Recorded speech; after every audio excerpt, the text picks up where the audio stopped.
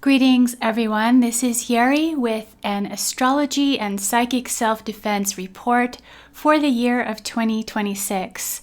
I'd like to mention all of the main transits and happenings, along with some insights into how we can best prepare, because it's definitely one of those cataclysmic years with a lot of profound changes taking place in many different areas of our lives. This is mainly meant to be a brief overview for each of the main events, along with a summary that ties all of the prominent themes together. For the past year, everyone in the astrology world has been talking about the conjunction between Saturn and Neptune to take place in Aries. This conjunction has already been building up throughout 2025. Neptune will be entering Aries on January 26th, and Saturn will be entering Aries on February 13th. Again, these two already entered Aries for a brief time in 2025, but the conjunction will be exact on February 20th. Now, in their ideal expression, these two planets combine the elements of discipline and structure with higher perceptions and aspirations. But our belief structures will definitely be tested. And in worldly affairs, such as politics, this pairing could indicate a lot of confusion regarding political leaders and their decision-making process. A lot of things have already stopped making any sense, and this is really magnified throughout 2026. And the result is a worldwide uprising and resistance against policies and rules that have increasingly failed us. So this is going to be very interesting and play out in a lot of different ways.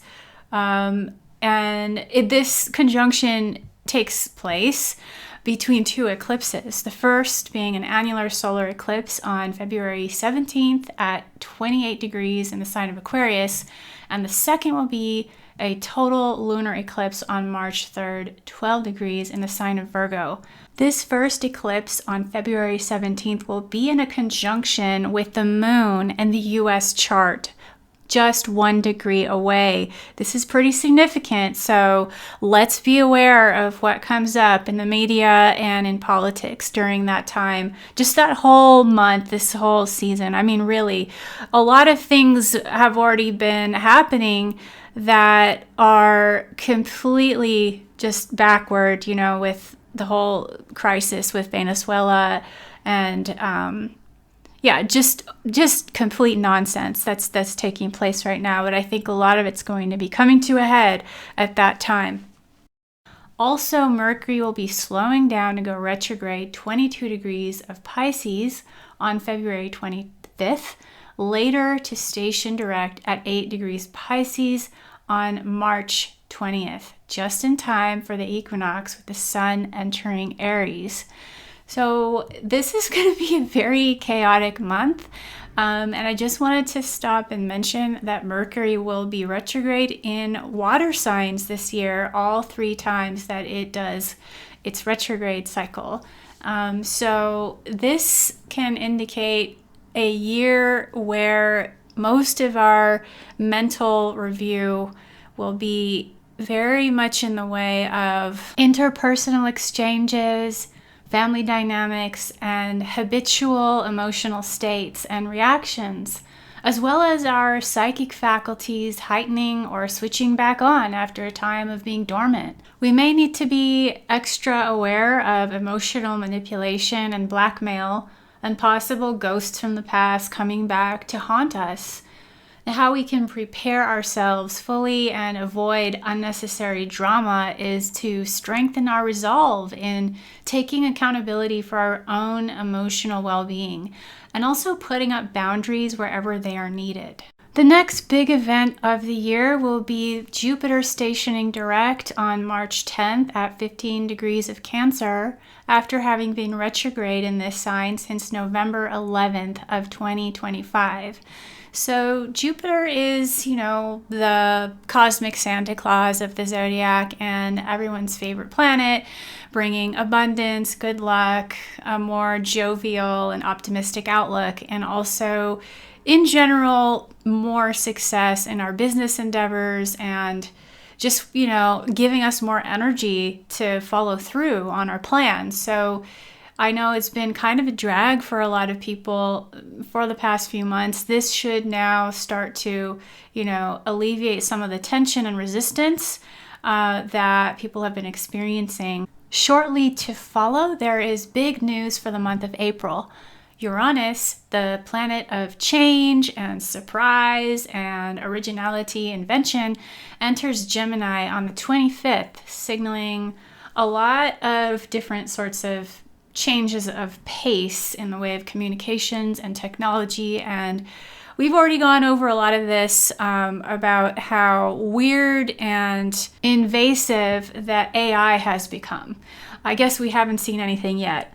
In the middle of the month of April, some other big news is Mars will be joining Neptune and Saturn in a conjunction and really heating up this minor grand trine that's been taking place between all of the so-called outer planets, Uranus and Pluto being in a trine and Neptune in a sextile with each of them. Mars together with Neptune is always a tricky thing that produces very strange results, so do be aware of that in any plans that you're making. Venus, the planet of love and beauty, joins together with Uranus on the 23rd before Uranus enters Gemini. So this is an electrifying and exciting influence for relationships and artistic endeavors.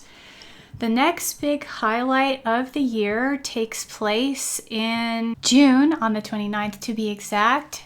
Jupiter exits Cancer and enters the fire sign of Leo.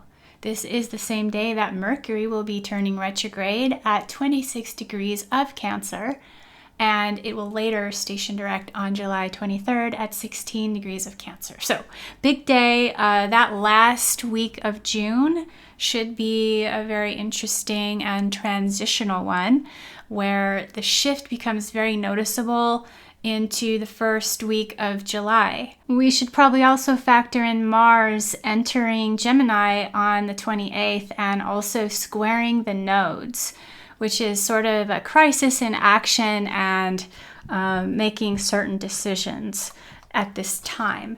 So July is definitely one of the highlight months of the year, where at the very start of the month, exactly on July 3rd, Mars comes into exact conjunction with Uranus, that planet of surprise and sudden reversal. I'm not sure what this will mean in the US for 4th of July celebrations, but let's just stay vigilant for more than the usual explosives. Uranus also sextiles Neptune and Pluto exactly this same month from the 17th to the 19th, while Jupiter in Leo, the fire sign, trines Neptune, opposes Pluto, and forms a sextile with Uranus. And this is also going to be very, it's just unpredictable, right? I mean, Jupiter will be in Leo, which is a pretty dynamic and happy sign, right? But it's opposite of Pluto in Aquarius, which rules the collective and rules, anything that's about the shock that it can bring to either wake us up and shake us up or just stir the pot unnecessarily. So these exact aspects are followed by the Sun, and the Sun and Jupiter, are in exact conjunction on the 29th. So very, very important month to keep our awareness of these things that are coming up during that time worldwide. But if we look at the US chart, there's a Mars return in the sign of Gemini at the end of the month of July. So yeah, let's keep our eyes open for what this could look like, especially because earlier in the year, during that eclipse, we had the eclipse hitting the moon of the US chart. Our second set of eclipses occurs in the month of August with a total solar eclipse 20 degrees of Leo on the 12th and a partial lunar eclipse 4 degrees of Pisces on August 27th. So yeah, it's another month where we have a lot of different sort of changes happening in matters of the heart and our overall spiritual sense of direction. Venus, the planet that is said to preside over relationships and finances, will be turning retrograde 8 degrees of Scorpio on October 3rd until November 14th, when it stations direct 22 degrees of Libra. That means it will be going backward from Scorpio back into Libra, which is the second sign that Libra has rulership over, our relationship sign. So Venus retrograde is one of those times where, it doesn't happen as often as Mercury retrograde. It goes back once every 18 months, and Mercury does this 3 times a year for about a month at a time, or approximately 3 weeks. But if you count the pre-shadow and the post-shadow, these planets have a longer time of actually producing those retrograde effects than they are actually literally considered to be retrograde. So Venus is a lot more emotional because it's what we hold close to our hearts, and it often affects relationships and brings old flames back into our lives, and unresolved emotional dynamics with the women in our lives. And for women, it can bring up certain health issues. So it's actually, in some ways, it's considered to be a little more challenging than the Mercury retrograde period, because again, it touches different things that we hold closer to us, that affect us on a much deeper level. So it's a time to process and release and do some deep healing and soul searching. Our last Mercury retrograde of the year occurs on October 24th at 20 degrees of Scorpio, a water sign, stationing direct on November 13th at 5 degrees of Scorpio. So I mentioned earlier how all 3 Mercury retrogrades were going to be in water signs this year of 2026. And this one is really bringing out those areas of hidden or long-held resentments, or uncovering secrets, or uncovering buried truths. It's the sign of excavation and just, getting to a deeper level, a deeper understanding of something. So it's definitely going to be a time where we're already in Scorpio season. That will be heightened to a great extent. This is where we need to pause and reflect at some of the things that we've set into motion earlier this year, and take inventory to just assess, how is everything going? How is it sitting? And in terms of psychic self-defense, in Scorpio season, we deal with a lot of hidden factors, a lot of hidden and sometimes quite malignant influences. We need to be aware of that and guard our space appropriately, sometimes from spiritual influences, because the psychic atmosphere is a lot more busy, and this is the time when the veils are thin. So be careful of what you're allowing into your home and your mental space as well, and just maybe light some herbs, like whatever you have that's local, or whatever you feel drawn to, frankincense, lavender. There's a lot of different options other than sage. But yeah, just, keeping fresh flowers in your home even, and just hanging up wreaths, like fragrant wreaths of rosemary. These types of things can really help to clear the air and stave off negative energies, things like that. Mars, planet of action, passion, and ambition, slows down by the end of 2026, turning retrograde in Virgo by January 11th of 2027. So if you start to lose momentum by the end of the year, don't feel bad. It's not just you, and this too shall pass. Again, it's really a time to be taking inventory, and we're going into the dark of the year anyway, at least in the north. So it's the time to slow down and go inward and spend time with loved ones, or just, tending the flames, the hearth, and preparing for the year ahead. So it's in a sign, Virgo, that calls our attention to the details. And all of the things that have become too scattered and now need to become organized and cohesive if we are to move forward effectively. So that wraps up the general overview for the year of 2026. This is, again, one of the most memorable years in our lifetimes. I don't say this lightly, but it really has to do with the planets and how they are aligning, not just the sign placements, but the pattern, the shape that's being formed in the sky, and the fact that they're all in these dynamic masculine signs together. So it's just really propelling us forward into this new paradigm and, creating a lot more movement and a lot more change. And so will this be an easy, wonderful sail off into the sunset type of year? Not necessarily, not for everyone, but I do think also, if you consider this will be the year of the fire horse, using the Chinese zodiac, this is really a very progressive and productive year that we're looking at. And again, to summarize what we need to be aware of in order to protect ourselves and upkeep energetic hygiene, and especially in the first half of the year, to stay dedicated to improvements, to be aware of the actions that we are taking to move forward.